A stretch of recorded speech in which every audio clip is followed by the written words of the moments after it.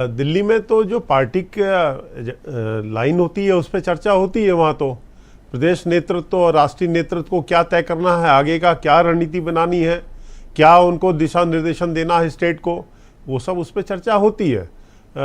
लेकिन जो आपने जिस मुद्दे को लेके आज ये डिबेट शुरू की है, पिछड़ा उसको, तो ब्रजेश जी वैसे तो आपने सब कुछ अपने इंट्रोडक्टरी रिमार्क में सब कह दिया है, हमारे कहने के लिए कुछ बचा नहीं है।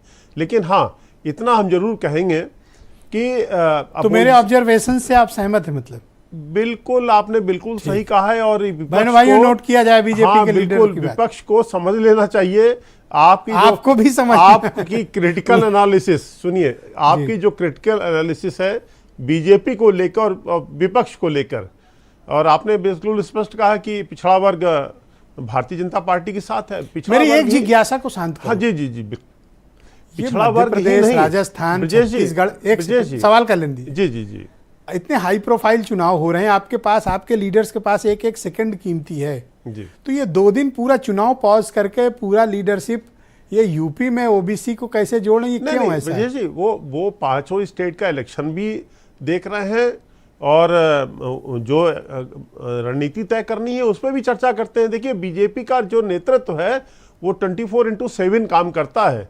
आपको जानकारी होगी, जब हमारे यहाँ प्रदेश में चुनाव थे उत्तर प्रदेश में, तो माननीय अमित शाह जी रात के 2-2 बजे आके बैठक लेते थे, 1-1, 2-2 बजे बैठक लेते थे। योगी जी रात के 2 बजे इलेक्शन चुनावी सभा के बाद आके कार्यकर्ताओं को बुला के संगठन से चर्चा करते थे। तो कह रहा हूँ यूपी में तो अभी कोई चुनाव नहीं है। नहीं, देखिए, हम तो भारतीय जनता पार्टी तो हमेशा चुनाव के मोड में रहती है। यूपी का चुनाव खत्म हुआ, हम चुनाव के मोड में आ गए।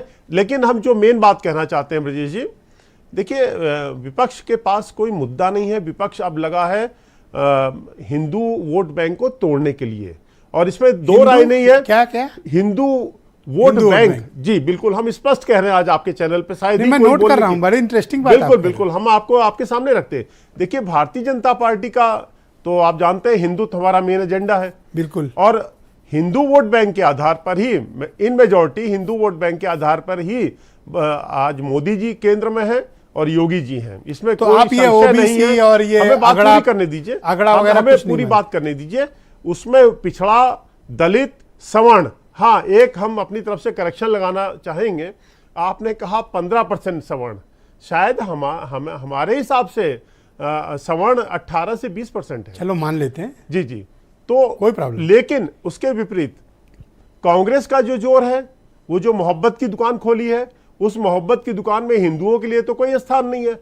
वो मुस्लिम वोट बैंक को कंसोलिडेट करने के लिए यात्रा निकाली गई थी। वो मोहब्बत की दुकान मुस्लिम वोट बैंक की है, और ये कांग्रेस अच्छी तरह से जानती है। यात्रा नहीं, मुसलमान यात्रा थी जी, मुसलमान यात्रा थी, ये मुस्लिम यात्रा थी। हाँ, ये मुस्लिम यात्रा थी, मुसलमानों को अपील करने की यात्रा थी। क्योंकि जब से भारतीय जनता पार्टी आई तो कुछ मौलाना जो बहुत मोहब्बत, भाईचारा, गंगा जमनी तहजीब की बात करते थे, जब उनकी पोल पट्टी खुलनी शुरू हुई कि उनके मन में कितनी नफरत भरी हुई है, तो उन्होंने मोहब्बत और भाईचारा की बात करनी बंद कर दी।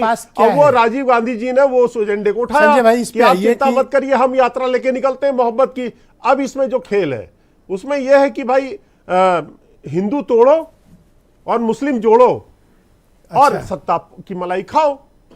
हिंदू तोड़ो, सारा गेम प्लान, मुस्लिम जोड़ो। बिल्कुल बिल्कुल, मुस्लिम जो 18-20% जो भी है वो तो मान के चलते हैं अपोजिशन कर। और आपने भी कहा कि वो उनका वोट बैंक है, तो ठीक है, वो उनका वोट बैंक, उनका मुबारक। लेकिन हम अपने हिंदू वोट बैंक में सेंध नहीं लगने देंगे। ठीक, ओके।